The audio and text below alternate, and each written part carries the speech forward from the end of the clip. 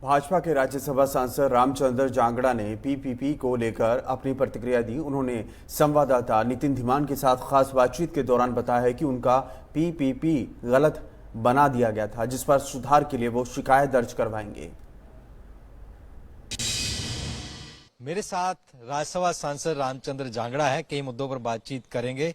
सबसे पहले जांगड़ा साहब, मुद्दा चल रहा है विधानसभा के अंदर भी गूंजा कि पीपीपी में आपका जो है 1 लाख बताया गया है, तमाम चीजें कहेंगे, क्या कहना चाहेंगे? देखिए, विधानसभा में कांग्रेस के विधायक ने मेरा और हमारे रोहतक के मेयर हैं श्री मनमोहन गोयल जी, उनके परिवार पहचान पत्र का विषय उठाया है। जैसा मनमोहन गोयल जी ने भी अपने वक्तव्य में कहा है कि उनको खुद नहीं पता परिवार पहचान पत्र खुद कब बना है, और मुझे स्वयं को भी नहीं पता है। मेरी जानकारी में ही नहीं है कि कब सर्वे हुआ, किसने किया और कैसे ये इतनी आमदनी उन्होंने लिख दी, 1,80,000 बीपीएल परिवार बना दिया। स्पष्ट है, मैं 4 साल तो लगातार चंडीगढ़ में चेयरमैन रहा हूँ हरियाणा बैकवर्ड क्लासेस कल्याण निगम का, वहाँ भी मेरा इनकम टैक्स जाता रहा है। और अब 3.5 साल से मैं राज्यसभा में हूँ, हर साल इनकम टैक्स की रिटर्न भरता हूँ, इनकम टैक्स जमा करवाता हूँ। तो फिर सवाल ही पैदा नहीं होता कि मेरा बीपीएल परिवार की श्रेणी में कोई पहचान पत्र बना दे। अब ये सिस्टम की कहाँ खामी है, कैसे किसने सर्वे किया है, ये वहीं से ये गलती हुई है। शिकायत भी करूंगा भाई, बिना किसी सर्वेक्षण के, बिना किसी हमारे सूचना के ये कैसे ये गलती हुई है।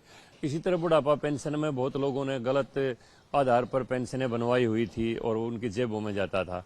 अब ये डीबीटी जब से हुआ है, डायरेक्ट बेनिफिट ट्रांसफर, तो अब वो बीच की जो चोरी होती थी वो रुक गई और सीधा एक लाभार्थी के खाते में पैसा जाने लग गया।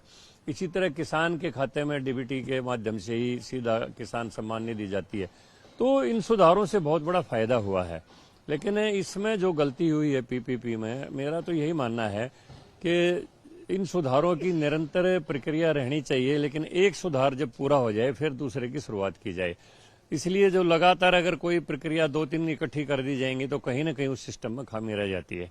तो लेकिन सुधार होना एक अच्छी बात है। समय के अनुसार आज हमें उस टेक्नोलॉजी को अपनाना चाहिए। डिजिटलाइजेशन की तरफ देश बढ़ रहा है और इससे सुविधा भी होती है जनता को।